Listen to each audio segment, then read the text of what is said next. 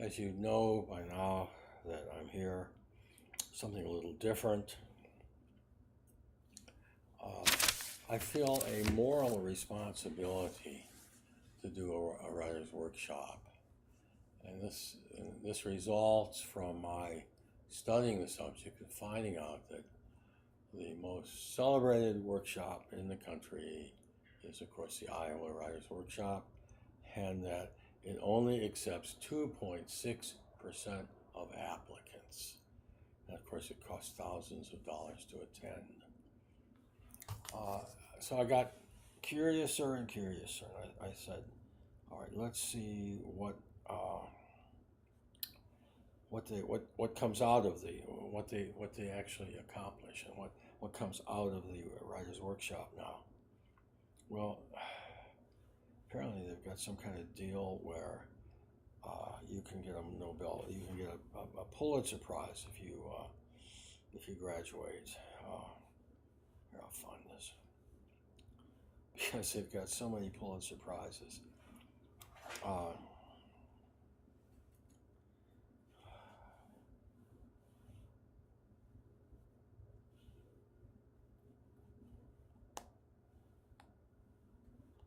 okay, I'm finding them now. All right. So I wanted to see the most recent Pulitzer Prizes and read the novels that they had won their Pulitzer Prize for. And the first one I found was 2019 by a man named Gear. No, I'm sorry. I'm on the Indian Man now. Well, we'll do the Indian Man. So he has won prizes for South Asian literature, Tata literature. Okay. His name is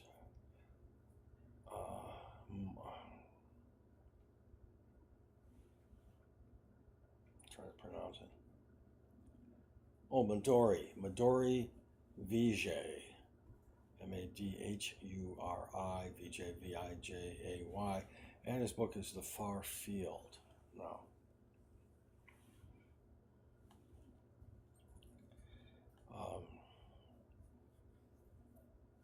so I started reading it, and this is what I read. I am 30 years old, and that is nothing. Now, this is not a translation. Okay, this is English. This man spent 2 years at getting a Master's of Fine Art at Iowa State in the Writers' Workshop. Okay. What does he mean? I have no idea. I am 30 years old, and that is nothing. New paragraph.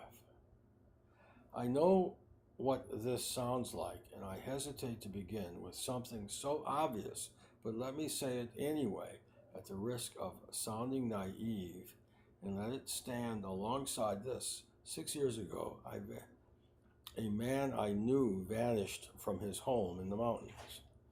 He vanished in part because of me, because of certain things I said, but also things I did not have until now, the courage to say. So you see, there is nothing to be gained by pretending a wisdom I do not possess. No, I don't see that at all. I have no idea what any of this means. What I am, what I was, and what I have done, all these will become clear soon enough. Yeah, but we have a problem here. My first principle of art is that art must be interesting. And I'm not interested in what somebody has to say who writes, I am 30 years old and that is nothing. I mean, see, we use words, I believe, that I have discovered the biological basis of language, and that is communication. See, we use words to communicate to communicate an idea from one person to the next.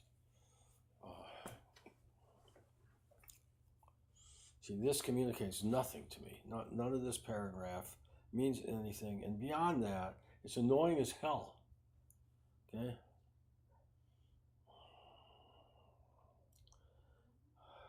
So I've just been so decentivized, to read on. I will anyway. Okay, let's go. This country, already ancient when I was born in 1982, has changed every instant I've been alive. Titanic events have ripped it apart year after year, each time rearranging it along slightly different seams, and I have been touched by none of it. Prime ministers assassinated, peasant guerrillas waging war in emerald jungles, fields crackling under the iron heel of a drought. Nuclear bombs cratering under the iron heel of a drought. Nuclear bombs. Oh, now I can see it. Bombs cratering the wide desert floor. Lethal gases blasting from pipes and into 10,000 lungs. Mobs crashing against mobs and always coming away bloody. Consider this, even now, at this very moment, there are people huddled in a room somewhere, waiting to die. This is what I have told myself for the last 6 years, each time I have had the urge to speak. This is what I've told myself each time I had the urge to speak. It will make no difference in the end. He's told himself that. But lately the urge has turned into something else, something with sharper edges, which sticks under the ribs and makes it dangerous to breathe. So let it be clear, here at the start. Yes, by all means, let it be clear. I mean, I've already read a long page here, and nothing's clear, and he has not communicated anything. Okay, it's babble. That's all it is.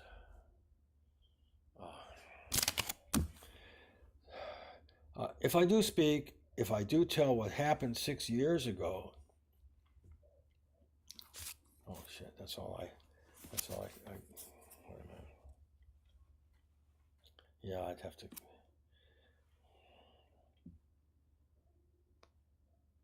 No. Oh well. I mean, how many people are going to turn that first page? I don't think very many. I don't want to read one word in a novel that I do not clearly understand. And here's a whole page of jibber jabber, a whole page of it. And it violates my first principle. It's not interesting. Obviously, he's talking about some, unreal, fantastic, world in which these catastrophes occur.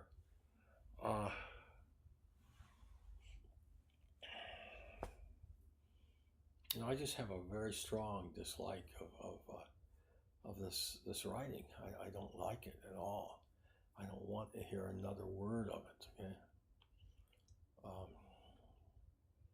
right, so that's one Nobel, or one Pulitzer Prize laureate. Okay. Let's go find the other guy, the American, and see what he has to say. Oh, I'm in my, up here, okay. Here we go, Less by, who? Andrew Sean Greer, Greer, Less. Okay, and here is his one. First chapter he calls Less and First. From where I sit, the story of Arthur Less is not so bad. God, that sounds like the same author. I mean, in what way does it seem not so bad to you? He never, I read on, he doesn't talk about it. Look at him, seated primly on the hotel lobby's plush round sofa, blue suit and white shirt, legs knee-crossed, so that one polished loafer hangs free of its heel. The pose of a young man. His slim shadow is, in fact, still that of his younger self. But at nearly 50, he is like those bronze statues in public parks that, despite one lucky knee rubbed raw by school children, discolor beautifully until they match the trees. All right, let's look at that again. But he has a pose of a young man. He has the shadow of his younger self, and I was still thin. But at nearly 50, he's like those bronze statues in public parks that, despite one lucky knee rubbed raw by schoolchildren, discolor beautifully until they match the trees. All right, what on earth does that mean? For a man to discolor beautifully until he matches the color of the tree. That's nonsense.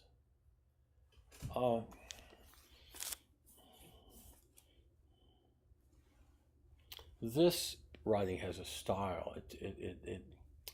It tells you something about the writer. The other writing did not. It's just like a machine generated jibber jabber. Okay, now watch. The long patrician nose, perennially burned by the sun, even in cloudy New York October, the washed out blonde hair, too long on the top, too short on the sides, portrait of his grandfather. Those same watery blue eyes. Listen, you might hear anxiety ticking, ticking, ticking away as he stares at that clock, which unfortunately is not ticking itself. It stopped 15 years ago. Arthur Less is not aware of this. He still believes, at his ripe age, that escorts for literary events arrive on time and bellboys who reliably wind the lobby clocks. He wears no watch. His faith is fast. It is mere coincidence that the clock stopped at 6:30, almost exactly the hour when he is to be taken to tonight's event. The poor man does not know it, but the time is already 7:15. As he waits around and around, the room circles a young woman in a brown wool dress, a species of tweed hummingbird, pollinating first this group of tourists, then that one. She dips her face into a cluster of chairs, asking a particular question, and then, dissatisfied with the answer, darts away to find another. Less does not notice her as she makes her rounds. He is too focused on the broken clock. The young woman goes up to the lobby clock, then to the elevator, startling a group of ladies overdressed for the theater. Up and down Less's loose shoe goes. If he paid attention, perhaps he would have heard the woman's eager question, which explains why, though she asks everyone else in the lobby, she never asks it to him. Excuse me, but are you Miss Arthur? Miss. The problem, which will not be solved in this lobby, is that the escort believes Arthur Less to be a woman. In her defense, she has read only one novel of his, is in an electronic form that lacked a photo, and found the female narrator so compelling, so persuasive, that she was certain only a woman could have written it. She assumed the name to be one of those American gender curiosities. She is Japanese. This is for Arthur Less a rare review.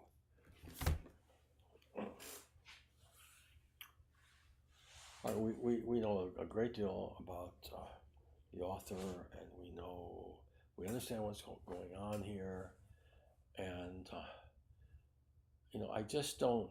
It's not simply that I don't care, and it's not interesting to me. I feel I've walked into the wrong room. He goes on to talk about living with a man, and one character calling another man a quotes faggot. So obviously his character is, and he, the author, are male homosexuals, which is cool. I mean, some male homosexuals have written great. I don't want to discourage any of my guys out there writing because they're a male homosexual. They've written some great work, but to a male heterosexual, this writing is just effeminate, and again, it's not interesting. It's not interesting. I've already heard all I want to hear. It's enough for a lifetime about Arthur Less.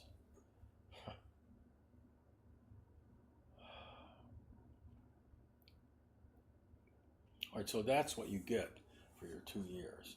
You get woke. You get woke up. Apparently, if you're an Asian, you can write any kind of nonsense you want. Doesn't even have to make any sense. What did he say about being 30? God. So this is the world we live in, okay? And you are free to try to get into one of these woke workshops. I'm sure you're going to find more or less the same thing wherever you go. There's 100 of them. And it's not going to help you write the Da Vinci Code. This kind of writing and this kind of education and writing is not going to help you write the Da Vinci Code or the Firm.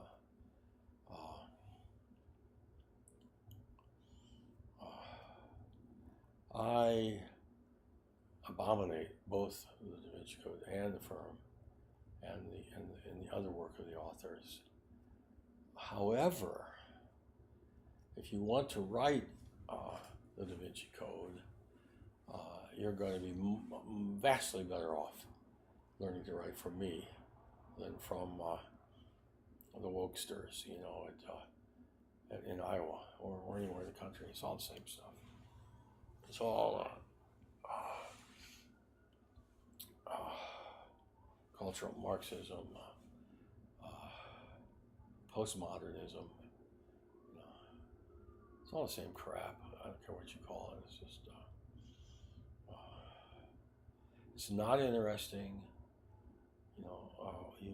When you read this kind of work, you find yourself focusing and pondering, focusing on the words and pondering the words. I tried to read some of Franzen's garbage, and you're trying to figure out what he's saying. All these cute little comments, these subtle, sly comments he's making. This is crap. This is going nowhere for an author. The Franzen stuff and the Pulp Fiction. I mean, if you want to be a paperback writer, my course will help you greatly to be that, because you'll write with clarity and you'll write.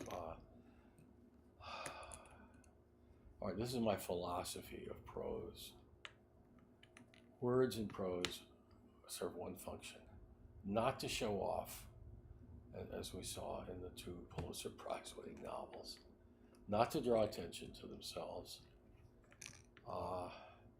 Words in a novel, a great novel like mine, serve one purpose, and that is to evoke an imaginary world, the world of the novel, and to disappear. So the reader can read. He doesn't have to stop and say, "What the hell does this mean? What the hell does that mean? Oh, isn't this clever? He's referring to that." The gay guy, being so cute about things happening,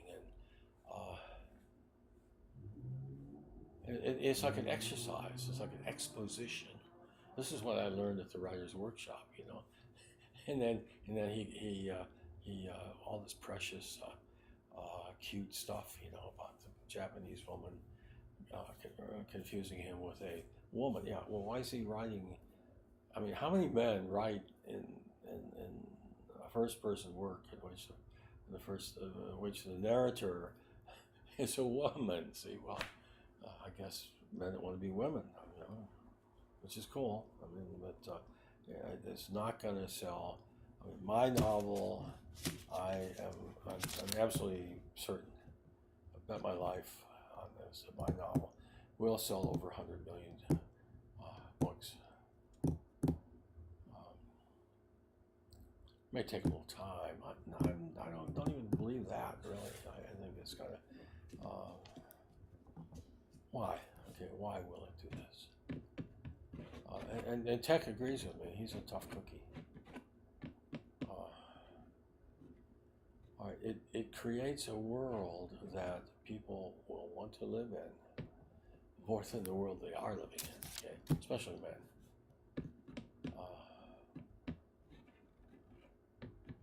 How? What's the how does it do this? It does it with magic. That's how. Magic. How do I make my prose, my words disappear? It's magic. Okay. Can I teach it to you? I'm going to try.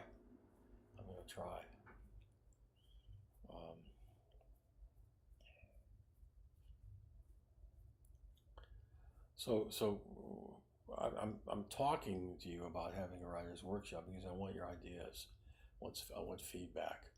I want everybody to be able to take this workshop.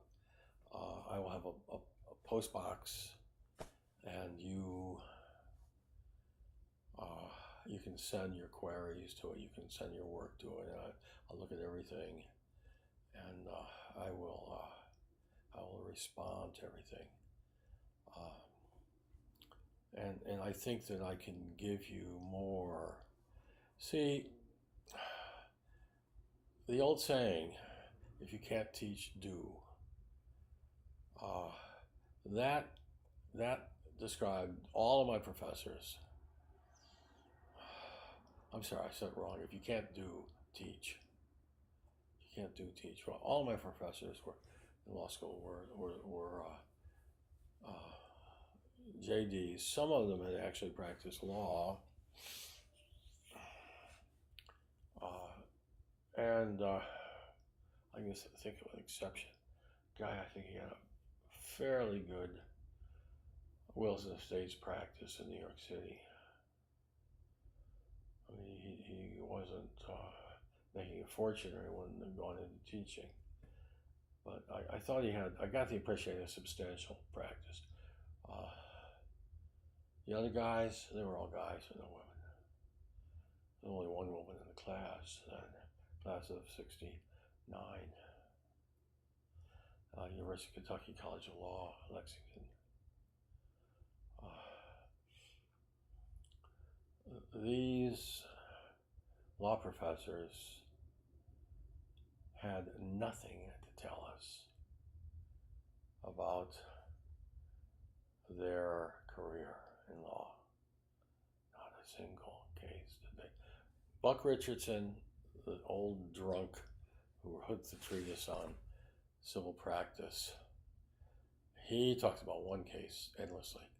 And he said that case went on for years and he lost the case. Nobody else said, oh, I won the verdict in this case. You can read about it in the law library.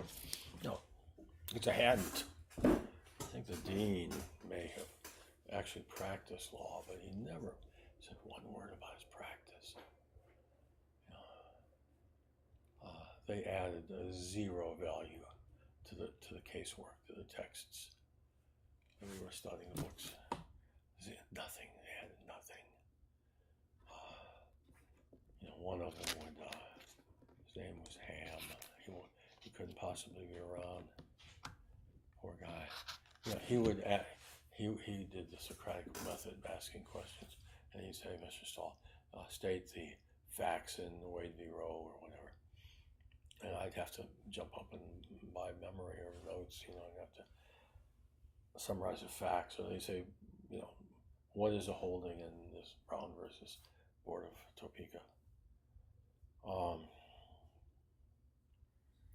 You have to be ready, you know, and I suppose that has some value. And you know, we learned.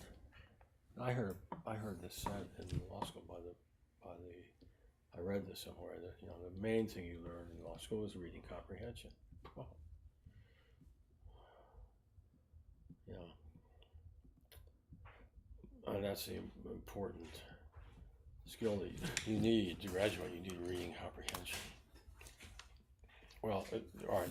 So I imagine these writers teaching young writers how to write as being people that can't write themselves. You know, like their production, you know, these two Pulitzer Prize winning authors. Okay. So I can write.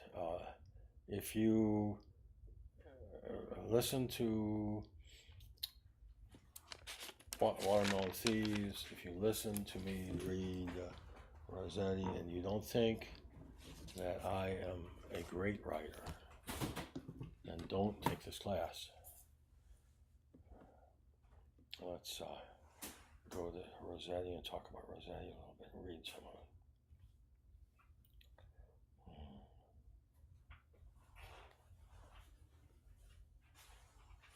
Let's take a second here.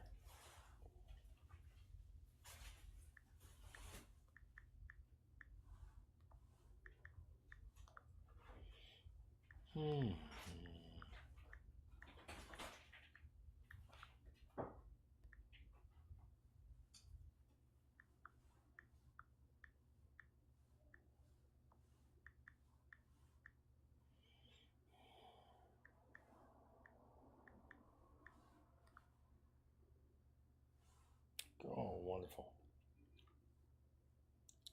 Okay.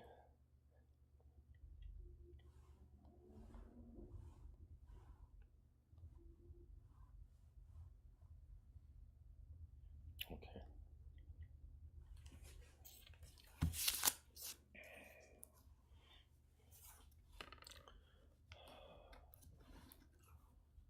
My disappearing prose. You know, it's very simple. You have to get so excited about the narrative that you're not even paying attention to the words anymore. You know, you're in the world. See, so this fiction has got to be magic. You know, it's got to evoke. It's got to take somebody and put them in this world. Okay, so they're experiencing it as if they were there. Don't ask me how I got to Tampa. It's embarrassing. It's a long story that begins with my childhood and being Italian, D.G. Rossetti, and believing it meant something special. Here's the short version. I was at a CPA convention in Chicago. I had just passed the CPA exam and was working for a small firm in Cleveland. I met Gino Scaglione at the convention, a snowy-haired octogenarian. He said he had a small practice in Tampa and was dying of cancer and cared about his clients. He didn't want to sell his practice. He wanted someone to take it over. It could be the beginning of a lucrative practice for a young man like me. Besides, Tampa was an Italian city, and I would feel comfortable there. He had an ingenuous, warm-hearted manner that disarmed me. I flew down a couple weeks later and met the Toscanos, his most important client, who had a seafood restaurant on Tampa Bay.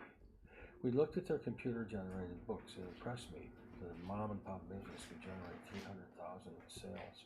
Gino said they were paying me $2,000 a month, but he was failing and could not work much longer. He had other clients, and I would make more than my salary in no time. I wasn't enjoying my work in Cleveland. I felt like an intern and wasn't making in Italy.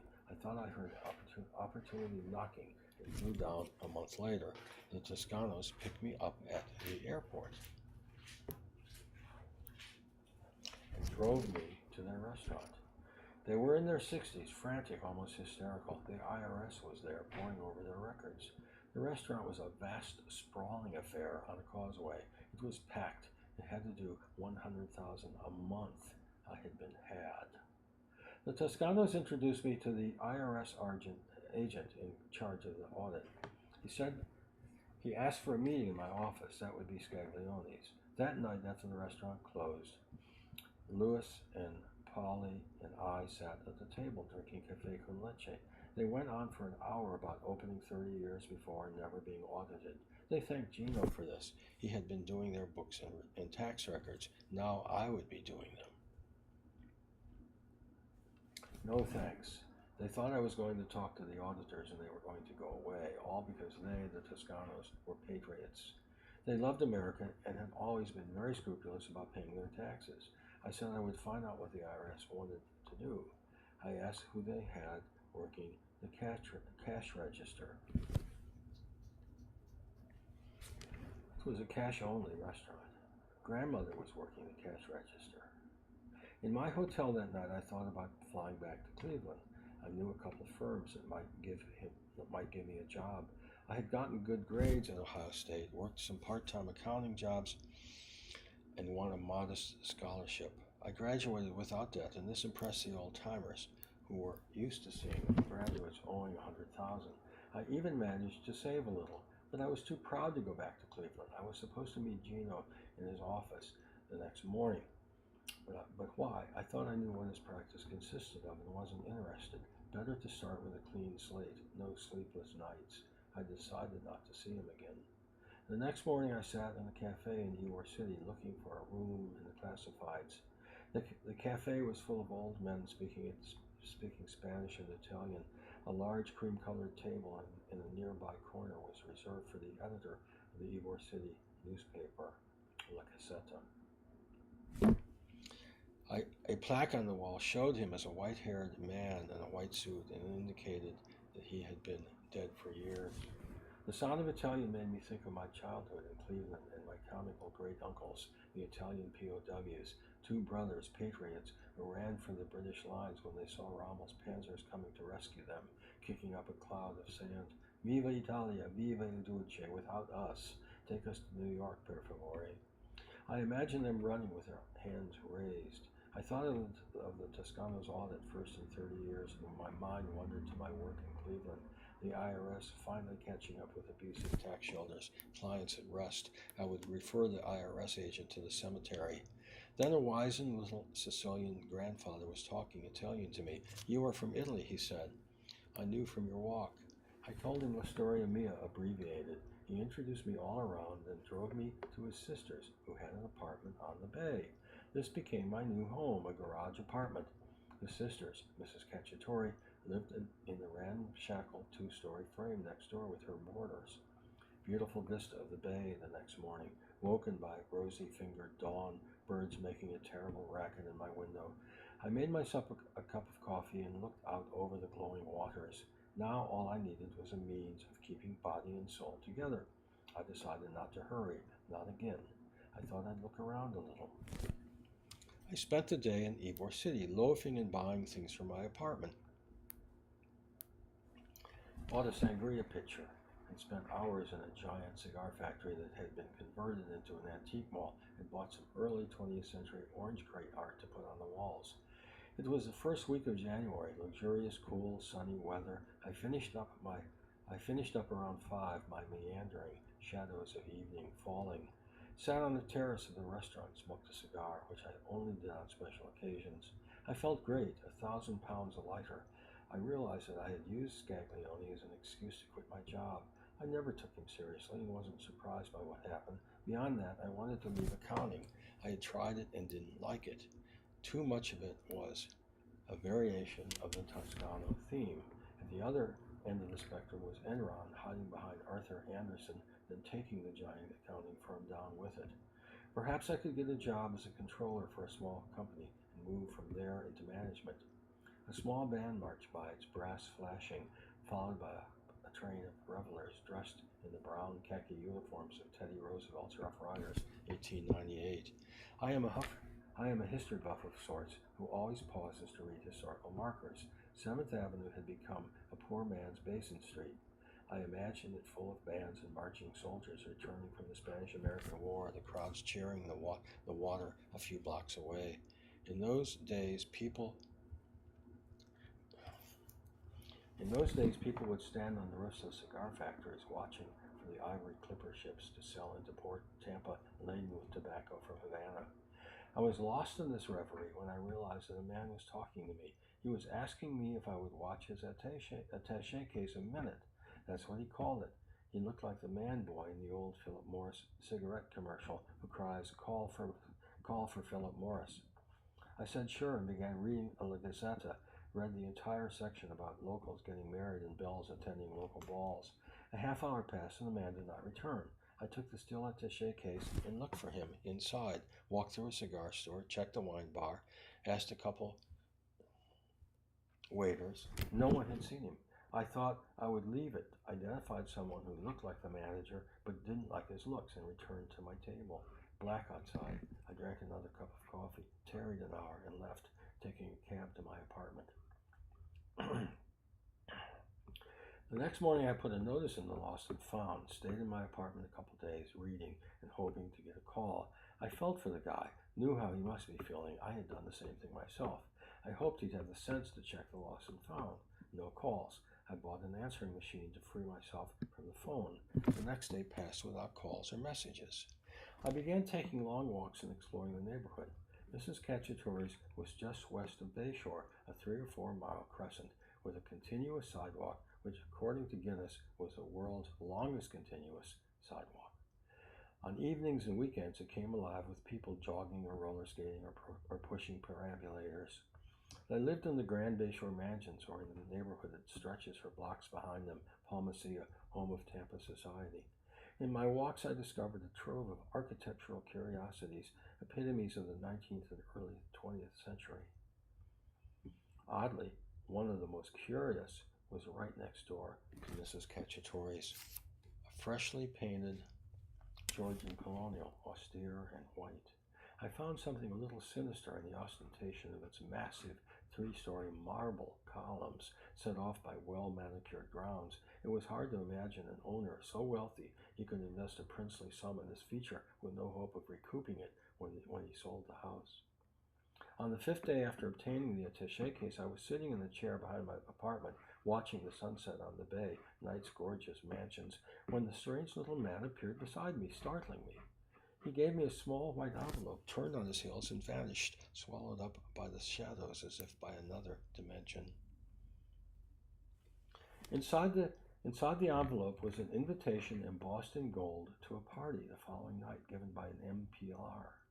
I didn't know the name, but recognized the address as my next-door neighbors. This gave me a chill. I had been tested. I gathered my thoughts. I wondered how much money was inside the valet case. Probably a lot. I was not going to a drug dealer's party. I went next door and knocked. A maid answered a moment later, a Latin woman. I didn't want to leave it with her and asked to see Mr. Pilar. He wasn't home. Was I the young man who lived next door? I was expected at the party. She didn't want to take the responsibility for the attaché case. Would I please bring it with me? Okay.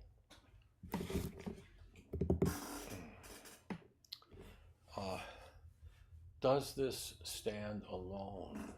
This first chapter is a short story. I can't answer that question. Maybe you can. It's like Watermelon Thieves in that it's as good as, it may not be a short story, may not quite make it as a short story, because short stories have events. The more I think about this, the more I realize it cannot be considered a short story. It could not be published in a book of short stories collection. Why? Okay, a short story sets a scene. All short stories basically do the same thing. Maybe I'm hyperbolizing it. Basically, what a short story will do is it will introduce characters and then result in some important event. Okay. My favorite short stories are the Dubliners, and an example of this would be Evelyn. Okay, we're going to read Evelyn in our course. Another example, fabulous short story, God, The Boarding House. and then we're going to read Araby, and I'm going to take another look at the Dead. We might read that. That's the long one at the end.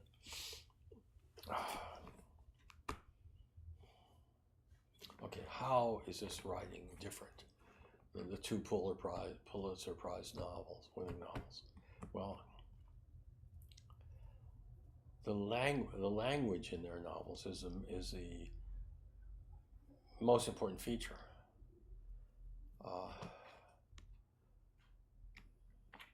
And it very, I mean, you focus on the language.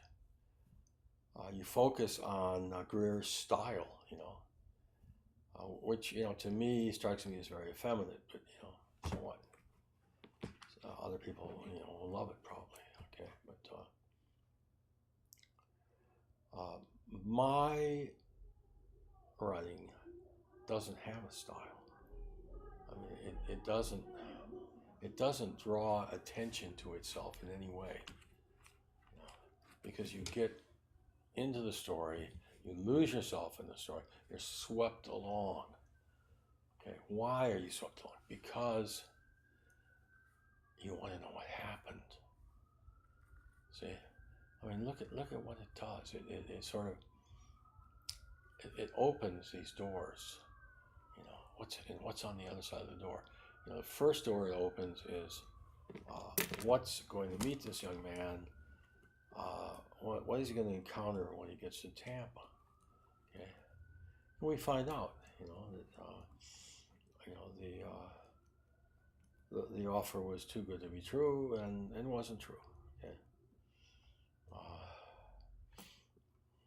Well, I mean, you could have taken the job. I mean, it was a nightmare. Imagine the IRS is wise to this old crook of a CPA, and they're going to check all of his clients now. They're going to audit all of them because they're going to be looking. They're going to be expecting to find the same thing. And then let's say I'd taken over. Rossetti. Let's say Rossetti had taken over the man's practice. Yeah, he'd make plenty of money, but he'd have people, he'd have clients who were trying to enlist his services as a co-conspirator. See, how can I lie my way? How can I, deceive my way out of this problem I'm in?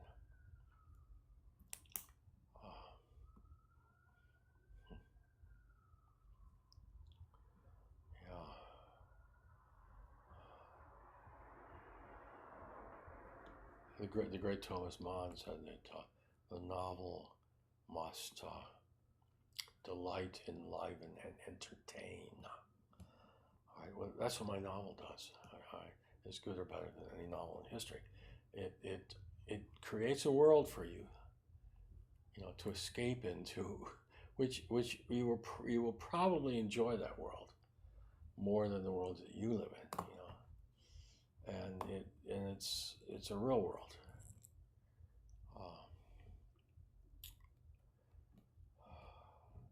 That's why I think it's going to sell over 1 million copies. Well, because of the boxing and the sexual content and the humor and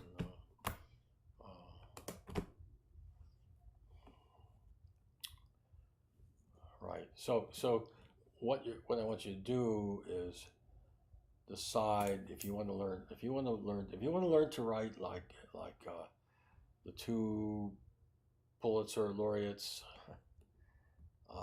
that I read to you from, then cool. Try to get into an academic writing program. And wake up, be woke. That's what's going to happen to you. I mean, I mean, my school at UC Berkeley had gone commie. In the liberal arts department, it had gone commie in 1965. I tell a story on my YouTube.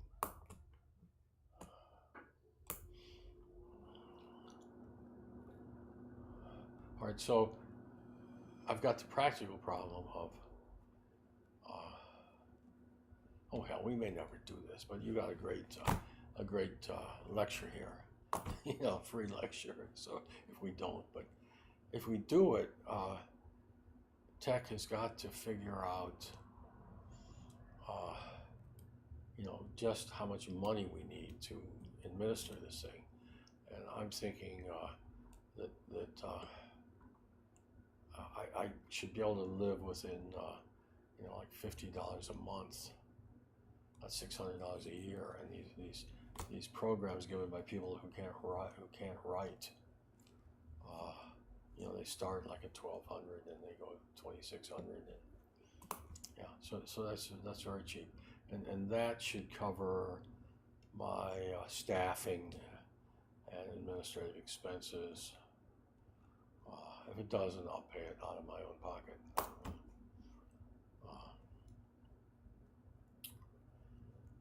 So what are we going to do? Well, if you guys want to do this, you will pay me the $50 every month, as long as you want to stay with the program. You'll get a lecture every week. You can send me material you want me to look at to a PO box, and I'll have a staff help me with it, and I will respond. Please don't send me things you know are bad, because I'm telling you how to do good things. Just listen to me, follow my instructions. Don't send me things unless you think they have merit. Please. I'm going to tell you every day how to deal with bad things. How do you deal with this Greer's book of the effeminate man who the woman mistakes for a woman?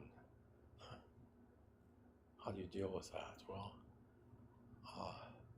all this cute verbiage in the opening pages has got to go.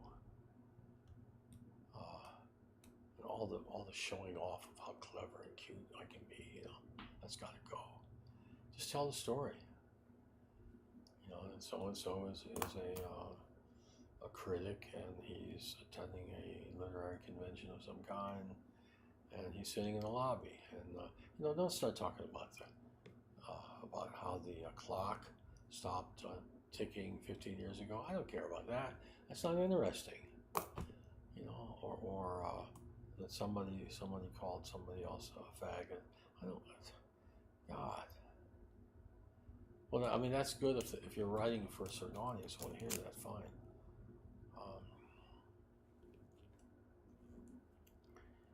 See, tell the story.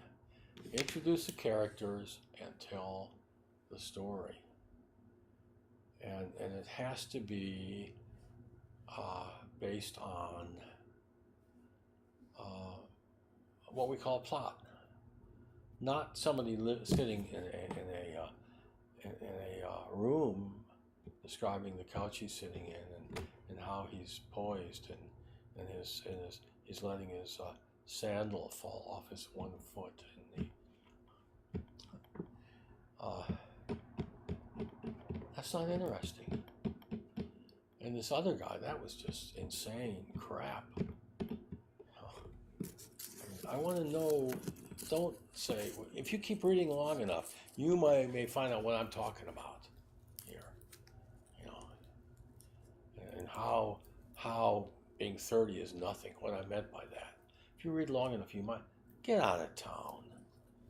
I mean, is that so interesting? And I'm going to read on to find out what you meant by 30 is nothing?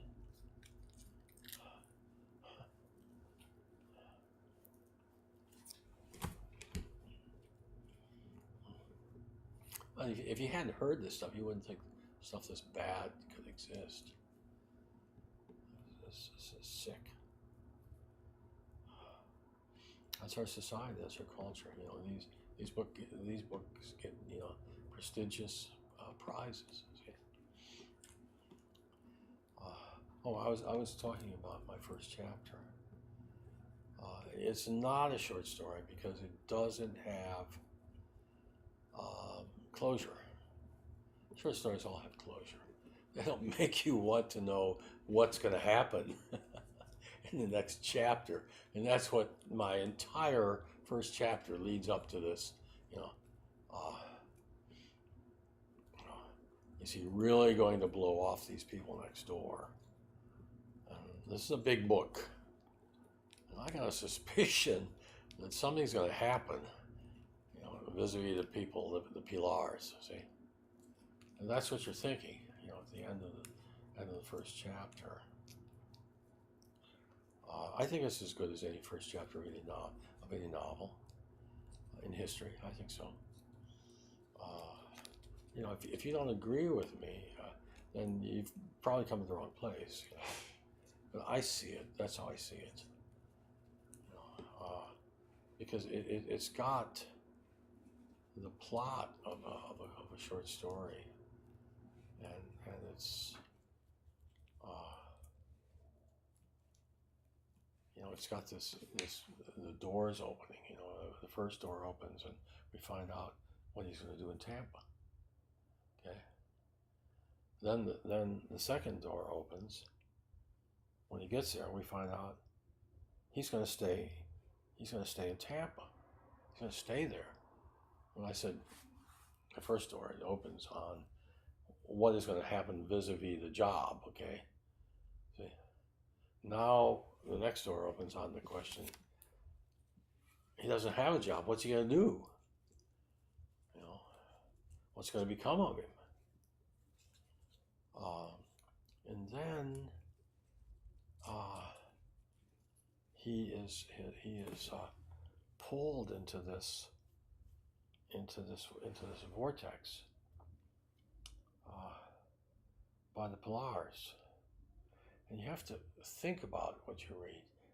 You know, after you read it, finish chapter, think about it. I want you to think about it. Okay, what's the backstory here? What's the backstory? How did the Pilars find out that he was a CPA out of a job? Well, they found out from Mrs. Cacciatore, of course. I mean, they've been neighbors forever. See, so that's the backstory. And so they hatched this little scheme, you know, to see if he was trustworthy, and by not opening the Valet case, he proves his trustworthiness, and we know they're gonna be definitely interested in this guy. So you know, as Mae West said, the problem, the bad thing about temptation is it's so hard to resist. So we know that we have an inkling of what's going to happen here. See, I mean, a John Grisham novel, you know, a Dan Brown novel. You know more about the main character in Rossetti, you know, in the first chapter, than you will learn about any characters in popular fiction. See? Or there are very few books where you're going to learn as much as you learn about the major character, central character, as you do in this book.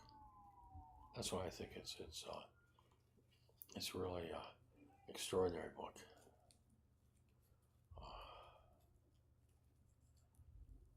You know, I hope my invisible prose worked for you.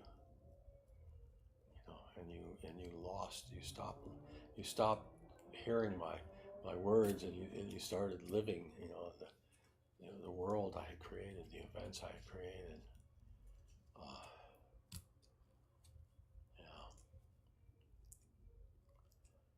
Yeah. So just consider all the things you learned about this guy.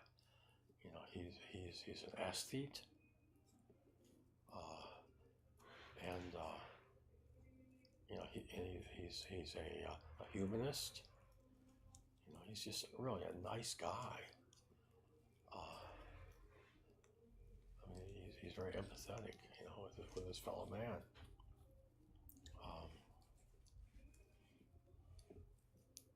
He gets a kick out of being Italian, obviously.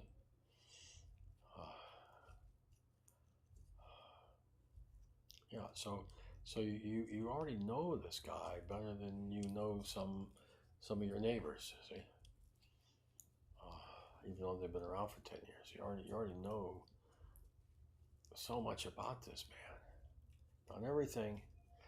And guess what? You know the big thing he doesn't know because of the title. He doesn't have an inkling. He's gonna be ahead in the middleweight. See, so that gives the novel another dimension. It makes it very suspenseful because you want to know how this guy, who is just a sweetheart of a guy, and an aesthete, you want to know how in the hell he becomes a middleweight. And of course, you're going to find out in the novel. So, my point here, my purpose of this YouTube, is to see if you guys wanted a real writer's workshop, and where I try to make Hemingways out of you, not John Grisham's or Dan Brown's, but Hemingways. You can take the skills that you learn from me, and you can write any kind of crap you want to write. See, but I'm going to try to give you the skills that you need to write The Old Man and the Sea. Okay, the first thing we're going to focus on if we do this, and I'm not going to do it unless I get an enthusiastic response here, and people say, we're down, as the kids say, we're down. The first thing I'm going to do is teach you how to appreciate the best literature. Give you reading appreciation. As a painter, I realized something really funny. Most painters don't have any artistic feeling at all. Okay? What are they doing painting? I mean, I'd like to know. But most painters are trying to do something really bad and succeeding brilliantly at it. See? And I realize you've got to know what's good before you can do something good. So I'm going to make you a connoisseur of writing, and make sure that you really appreciate great writing. That's going to be our first task. So you don't have to take any literature classes. You're going to get right here with me. And then we're going to, I think we'll do short stories, and I'll have you write a short story every week, and we'll read my favorite short stories, which I consider the best ever written. And then within a few months, half a year, we'll start. Maybe we'll write a novella, a short novel. We'll work on a short novel. And if you guys want to start actual novels, that'd be great. And then just stay in touch with me and get feedback from me. That'd be terrific. But if you don't write a word of creative, fiction, of literary fiction, if you don't write a word of it, you're going to get one thing out of it, and that is you're going to get improved communication skills. I promise you that's going to come out of this. If you give 100% on this deal. The very least that you're going to get out of this is a greater appreciation of great writing,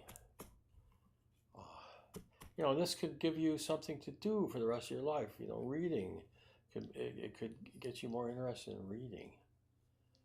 Um, yeah, so you're going to get appreciation of literature out of this, and you're going to get greater communication skills, better improved communication skills. Um, so please think about this, and let me know if you're interested. Antonovich.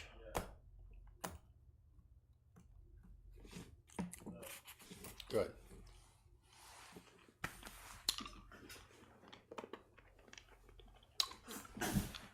Well, did you listen? The whole thing? Really? You listened to some of it? How much? Really? And? That's what I want to hear.